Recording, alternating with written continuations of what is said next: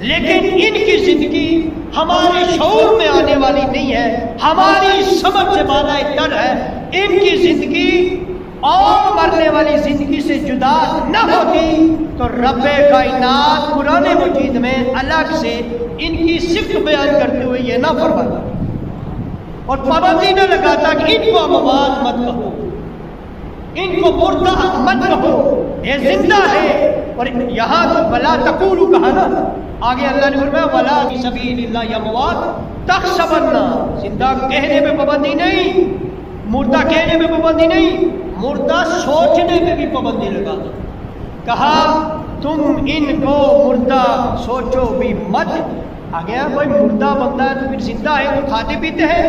اللہ کہتا ہے ہم یرزقون، یہ رزق بھی دیے جاتے ہیں، رہتے کا عند ربی، اپنے رب کے پاس رہ رہے ہیں، اور یہ رزق بھی اسی طرح رب کا کھا رہے ہیں جس طرح کہ تم کھا رہے ہو، لیکن تم اس بات کا شعور نہیں رکھتے ہو کہ ان کی زندگی یہ کیسی زندگی ہے جو بظاہر ہم سے جدا ہے، لیکن اللہ کہتا ہے وہ زندہ ہے۔ اب اگلی بات چونکہ شہدائے کربلا پہ بات کرنی ہے، میں اس پہ آتا ہوں۔ میرا آپ لوگوں سے ایک سوال ہے، اور وہ سوال میرا یہ ہے کہ ہم ایک طرف سے یہ کہتے ہیں کہ امام علی مقام علیہ الصلوۃ والسلام نے کربلا میں جو قربانیاں دی، جانوں کے نذرانے پیش کیے، علی اصغر سے لے کر اپنی جان تک سب کے نذرانے پیش کیے، بدتر نفوس قدسیہ نے جان کے نذرانے پیش کر کے دین کو زندہ کیا۔ میرا پہلے آپ سے کوشچن ہے کہ یہ کیسے ہوا؟ کیا شہدائے بدر نے دین زندہ نہیں کیا؟ کیا شہدائے احد نے دین زندہ نہیں کیا؟ کیا جو حضور کے ساتھ جانیں قربان کرتے رہے، حضرت عمر مسجد میں شہید ہوئے، حضرت عثمان خان قرآن پاک کی تلاوت کرتے ہوئے اپنے گھر میں شہید ہوئے، حضرت مولا علی اللہ کے گھر میں ہی آئے تھے، اللہ کے گھر میں ہی جدا ہوئے۔ آپ نہیں کہتے کہ ان میں سے انہوں نے دین کی خاطر قربانیاں دی، لیکن کوئی نہیں کہتا انہوں نے دین کو پھر سے زندہ کیا۔ لیکن اس بات پہ ہمارے اکابرین تجمع غفیر کہتا ہے کہ امام علی مقام نے دین کو زندہ کر دیا ہے۔ سوال یہ ہے کہ پھر کیسے دین زندہ ہوا؟ کیا یزید کلمہ گو نہیں تھا؟ کیا یزید نماز نہیں پڑھتا تھا؟ اچھا یزید نہیں پڑھتا تھا، اس دور میں اس کے ساتھ کتنے حفاظ قرآن تھے، کتنے حفاظ تھے، کتنے عالم دین تھے، اور یزید تو منبر میں بھی بیٹھتا تھا، خطبے بھی دیتا تھا۔ پھر دین امام علی مقام نے کیسے زندہ کیا؟ اس بات کو آج میں نے اس بات کو آپ کے سامنے عرض کرنا ہے کہ یہ کیسے ہے کہ آج ہم یہ کہتے ہیں کہ مسجد میں اذانیں ہو رہی ہے تو امام علی مقام کی وجہ سے آج ہو رہی ہے، نمازیں ہو رہی ہیں تو امام علی مقام کی وجہ سے ہو رہی ہیں، قرآن خوانی ہو رہی ہے تو امام حسین کی وجہ سے ہو رہی ہے، یہ منبر آج زندہ ہے تو امام حسین کی وجہ سے ہے، اللہ کی توحید کا پرچار کیا جا رہا ہے تو امام حسین کی وجہ سے ہے۔ یہ کیسے؟ معین الدین چشتی اجمیری رحمۃ اللہ تعالی علیہ نے فرما دیا تھا کہ دین است حسین، دین پناہ است حسین، بلکہ فرماتا شاہ است حسین، بادشاہ است حسین، دین است حسین، دین پناہ است حسین، سردار ندر دست در دست یزید حقا کے بنائے لا الہ است حسین۔ یہ کیسے کہا تھا کہ حق بات تو یہ ہے کہ دین کی بنیادی حسین ہے، دین کی بقا ہی حسین ہے، اور دین کا دین ہی حسین ہے۔ یہ عام نہ مولوی کی سمجھ میں آئی ہے نہ ناصری کی سمجھ میں آئی ہے، اسی لیے اس نے اس شعر کا بھی انکار کر دیا، اس لیے کہ اس کی سمجھ میں نہ کربلا آئی ہے اور نہ اس کی سمجھ میں حضور کا یہ لبوں سے نکلنے والا نور پارا اس کی سمجھ میں آیا ہے۔ تو حضور نے فرمایا الحسین منی وانا من الحسین، اور نبی سے حسین تو ہے لیکن حسین سے نبی کیسے ہیں؟ اگر تمہیں یہ سمجھ میں آ جائے تو حضور نے فرمایا میں حسین سے ہوں، جب تمہیں یہ سمجھ آ جائے گی پھر تمہیں یہ بھی سمجھ آ جائے گی کہ حق کا کہ بنائے لا الہ ازد حسین، یہ تمہیں تب سمجھ میں آئے گا کہ جب تم حضور کے اس نور پارے کو سمجھو گے۔ آپ یاد رکھیں آج بھی عیسائی مذہب موجود ہے۔ اب میں اس بات کی طرف آتا ہوں جو میں نے دعویٰ کیا ہے کہ میں اس بات کو کلیئر کروں گا کہ حسین نے کیسے دین کو زندہ کیا۔ میرا زور سمجھانے کی طرف ہوگا، نہ کہ آپ سے سبحان اللہ کہنے، وہ آپ کا ضمیر ہے کہ آپ کسی اچھی بات پہ سبحان اللہ کہتے ہیں، اللہ کی پاکی بیان کرتے ہیں یا نہیں۔ میں زور نہیں دیتا، نہ میرا اس بات پہ زور ہے کہ آپ سبحان اللہ کہیں، نہ میرا اس بات پہ زور ہے کہ آپ مجھے مقرر مانیں، میرا زور اس بات پہ ہے کہ آپ میری بات کو سمجھیں۔ میں تقریر کرنے نہیں آ رہا، میں تقریر سمجھانے آ رہا ہوں، میں مسئلہ سلجھانے آ رہا ہوں۔ میرا آپ سے دوسرا کوشچن یہ ہے کہ کیا عیسائی مذہب ابھی موجود نہیں ہے؟ کیا یہودی مذہب ابھی موجود نہیں ہے؟ موجود ہے۔ اب میں آپ سے کہتا ہوں کہ کیا حق کے ساتھ یہ عیسائی مذہب وہی موجود ہے جو عیسیٰ علیہ السلام لائے تھے؟ آپ کہیں گے نہیں۔ تو جو سلوک اس عیسائی مذہب کے ساتھ ان کے رہبروں نے کیا وہی اس دین کے ساتھ ہو رہا تھا۔ میں آپ سے کہوں یہودی مذہب آج زندہ ہے، سب کچھ موجود ہے، تورات بھی موجود ہے، پر آپ کہیں گے تورات بھی تبدیل ہو گئی ہے، مذہب موسیٰ علیہ السلام بھی تبدیل ہو گیا ہے۔ میں کہوں گا کیسے؟ تو آپ کہیں گے ہمیں تاریخ اٹھانی پڑے گی، اس لیے کہ یہ سب کرتوت علماء یہود کے ہیں، اور یہ یہودیوں کے جو اس وقت سردار ہوتے تھے ان کے کرتوت ہے۔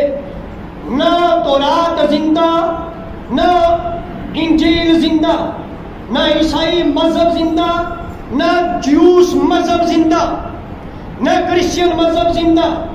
وجہ کیا ہے؟ صدیوں تک وہ مذہب زندہ رہا، پر آقا علیہ السلام 600 سال عیسوی کے بعد آیا عیسیٰ علیہ السلام کے، اور تقریباً 1500 کے بعد موسیٰ علیہ السلام کے بعد، اتنے 100 سال کے بعد، لیکن وہ دین تبدیل ہو چکا تھا۔ اس کے پیچھے وجہ یہ تھی کہ ان کے علماء اپنی مرضی سے تورات کو تبدیل کرتے آئے، اپنے عمراء اپنے حکمرانوں کے کہنے پر ان کی مرضی کے مطابق وہ دین کو بیچ دے، جس کا ذکر قرآن مجید میں بھی ہے۔ اللہ نے فرمایا تم اللہ کی آیتوں کو تھوڑے سے مال کے بدلے میں نہ بیچو۔ اس کا مطلب ہے رب نے بتا دیا کہ وہ اللہ کی آیاتوں کو، تورات کی ان آیتوں کو، انجیل کے ان حکم کو جو اللہ نے وحی بن کے اتارے تھے ان کو تبدیل کیا کرتے تھے۔ چونکہ یزید لعنت اللہ تعالی علیہ کی جو تربیت ہوئی تھی وہ اس کے ننیال میں ہوئی تھی، اور یزید کا ننیال عیسائی مذہب تھا۔ یزید کا ننیال عیسائی مذہب میں تھا اور وہیں یہ پروان چڑھا۔ اس کے دل و دماغ میں عیسائی مذہب رچا بسا ہوا تھا۔ اس کے دل میں بدر کے واقعات سن کر بدلہ لینے کی ٹھانی ہوئی تھی۔ اس کے دل میں اسلام کو مٹانے کی اس نے سوچی ہوئی تھی۔ لیکن ایک بات یاد رکھیں، اب اسی بات کو پھر میں آ رہا ہوں عرض کرنے کی، کیسے یزید نے مٹانے کی کوشش کی اور کیسے دین زندہ ہوا۔ اب دوسری بات کو سمجھیں۔ دوسری بات میری یہ ہے کہ آپ یاد رکھیں عیسائی سارے مل کر بھی اسلام کو اگر ختم کرنا چاہتے، اسلام کو نقصان دینا چاہتے، وہ مسلمانوں کو نقصان تو دے سکتے ہیں، دین اسلام کو نقصان نہیں پہنچا سکتے، وہ قرآن کو نقصان نہیں پہنچا سکتے۔ سارے یہودی مل کر کوشش کرے، مسلمانوں کو تو نقصان پہنچا سکتے ہیں، دین کو نہیں نقصان پہنچا سکتے۔ وہ مسلمانوں کے دنیا کو تو نقصان پہنچا سکتے ہیں، مسلمانوں کے دین کا وہ بار بھی برقع نہیں کر سکتے۔ ہندو سارے مل جائیں، کل دنیا کے مذہب مل کر اسلام کو نقصان پہنچانا چاہیں، اللہ کہتا ہے وہ قرآن کی زیر کو زبر نہیں کر سکتے، زبر کو زیر نہیں کر سکتے، وہ قرآن کی ایک آیت کو تبدیل نہیں کر سکتے۔ پورا غیر مسلم مل کر یہ کوشش کرے، وہ دین کو منہدم نہیں کر سکتے تھے۔ ضرورت تھی کوئی ایسا بندہ، دین کو نقصان پہنچایا ہے تو ہمیشہ اس کا اپنے نے پہنچایا ہے۔ یہودیوں کو نقصان کسی اور مذہب نے نہیں پہنچایا۔ آج یہودیت ختم ہوئی ہے تو اس کے اپنے علماء اور اپنے سرداروں کی وجہ سے۔ عیسائی مذہب دنیا میں نہیں رہا، وہ اصلی حالت میں نقصان پہنچایا ہے اس کے اپنے علماء نے اور اپنے سرداروں نے۔ ایسے ہی حضور کے دین کے ساتھ یہ سلوک ہو رہا تھا۔ امید ہے کہ اب آپ اس بات کو پہنچ جائیں گے جو میں عرض کرنا چاہتا ہوں کہ یزید کے دل میں چونکہ عیسائی مذہب رچا بسا تھا، اس کے دل میں شراب کی محبت تھی، نماز کی نفرت تھی، قرآن کی نفرت تھی۔ وہ تو حوالے میرے پاس سارے موجود ہیں، لیکن یزید کے دل میں یہ سب کچھ تھا۔ نعوذ باللہ آقا علیہ الصلوۃ والسلام کے معاملے میں اس کا جو اپنی نیت تھی، جو اس نے امام حسین کی شہادت کے بعد جا کر اس کے منہ سے وہ بکواسات نکلے، جس کی وجہ سے ان کے ساتھیوں نے پچھتا کے رہ گئے کہ ہم کس کا ساتھ دے رہے تھے، ہم اسے امیر المومنین کہہ رہے تھے۔ اب یہ جنگ فتح ہونے کے بعد وہ اس کو فتح کہہ رہے تھے، اس نے زبان سے وہ خرافات اگلے ہیں کہ اس کے اپنے محل کے بندے ہی، اس کا اپنا بیٹا اس کے خلاف ہو گیا۔ لیکن یہ تو بعد کی بات ہے، اگر یہ موقع مجھے ملا وہاں تک آئیں گے انشاءاللہ۔ لیکن یہ بات سنیں کہ یزید کے دل میں عیسائی مذہب رچا بسا ہوا تھا، ننیال میں اس کی پرورش ہوئی، اور اب وہ اس کا بدلہ لینا چاہتا تھا۔ اور یہی وجہ ہے کہ یزید جو ہے اس کے الفاظ سنیں، یزید محرمات سے نکاح کو جائز قرار دیتا تھا۔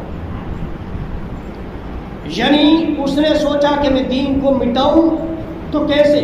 اس نے ماں، بہن، بیٹی سے ضرورت کے وقت نکاح کو جائز قرار دے دیا تھا۔ ضرورت کے وقت اس نے جائز قرار دے دیا تھا، شراب کو حلال قرار دے دیا تھا، جوا حلال تھا، درندوں کے ساتھ وہ کھیلتا تھا اور یہ شوق رکھتا تھا، اور پھر بندروں کے ساتھ وہ کھیلتا تھا، کتوں کو لڑاتا تھا، رقص و موسیقی کا دل دادا تھا اور اس کو احسن سمجھتا تھا۔ یہ سارے کام وہ کرتا تھا۔ اب ایک بات اور بھی یاد رکھیں، میں انہی باتوں کو سمجھاتے ہوئے، میرا ٹائم نہ پورا ہو، ابھی تو میں نے بہت کچھ آپ کے سامنے عرض کرنا ہے، میں نے اس لیے آج 15 منٹ پہلے آیا۔ یہ سارے کام وہ کرتا تھا، اور یہ بات بھی یاد رکھے کہ کسی بندے کا شراب پینا حرام ہے، شراب پینا حرام ہے، لیکن اس سے بھی بری بات یہ ہے کہ ایک بندہ شراب نہ پیے لیکن اس کو حرام نہ سمجھے، بہت زیادہ خطرناک ہے شراب پینے والے سے۔ ایک بندہ نماز کو فرض جانتا ہی نہیں اور نماز پڑھتا ہے، وہ نماز نہ پڑھنے والوں سے زیادہ خطرناک ہے۔ ایک بندہ جوئے کو جائز سمجھتا ہے وہ نہ بھی کھیلے، لیکن جو بندہ جوئے کو حرام سمجھ کے کھیلے وہ اس سے زیادہ خطرناک وہ ہوتا ہے جو نہیں بھی کھیلتا لیکن جوئے کو جائز سمجھتا ہے. یعنی جس کا عقیدہ غلط ہے وہ ان کاموں سے بچتا بھی ہے، وہ زیادہ خطرناک ہے. اور اب اگر وہ ہو ہی حکمران تو پھر وہ دین کے لیے زہر کی طرح تباہ اور ہلاک کرنے والا ہوتا ہے. میں آپ کو مثال دوں، ایک پیر صاحب آپ کو بیٹھ کے کوئی غلط بات کہہ دیں، وہ زیادہ ہلاک کن ہے یا ایک بچہ اٹھ کے کہہ دے؟ آپ کہیں گے بچہ 10 مرتبہ بھی کہہ دے، پیٹ کے بھی کہے، اس کی بات کی کوئی اہمیت نہیں جتنی ایک بڑے آدمی کی ہوتی ہے. بڑے آدمی کی غلطی بھی بڑی ہوتی ہے. یزید امیر المؤمنین بنا ہوا تھا، اس سے آپ سمجھیں کہ وہ دین کو کیسے مٹا رہا تھا. اور آج آپ کے پاس وہی صورتحال ہوتی جو آج دین عیسوی کی ہے. آج اسلام بھی اسی طرح ہوتا جو دین عیسوی کی حالت ہے، اسی طرح ہوتا جو دین موسوی کی حالت ہے. آج دین اسلام بھی اسی طرح ہوتا جس طرح سے سابقہ انبیاء کے دین مٹے آئے ہیں اور ان میں تبدیلیاں ہوتی آئی ہیں، لیکن اس دین کے ساتھ اللہ کا وعدہ تھا کہ نہ قرآن کو مٹا سکیں گے، نہ دین اسلام اس چراغ کو بجھا سکیں گے. اور اس چراغ کو جلانے کے لیے، اس چراغ کو جلانے کے لیے جس طرح آپ کو چراغ کو جلانے کے لیے آئل ڈالنا پڑتا ہے، تیل ڈالتے ہیں، وہ تیل جلتا ہے تو روشنی ہوتی ہے، وہ چراغ قائم رہتے ہیں. اس دین کو جلانے کے لیے، اس دین کے چراغ کو روشن کرنے کے لیے جس تیل کی ضرورت تھی وہ تیل نہ تھا، وہ ان بدتر نفوس قدسیہ کا خون تھا جنہوں نے کربلا میں یہ اپنا نذرانہ پیش کر کے جانوں کا دین اسلام کو زندہ کیا. یزید کے چونکہ یہ خرافات تھی، اور یہ دیکھیں علامہ آلوسی رحمۃ اللہ تعالیٰ نے یہ تفسیر روح البیان میں آپ کے سامنے بیان کر رہا ہوں. میں آپ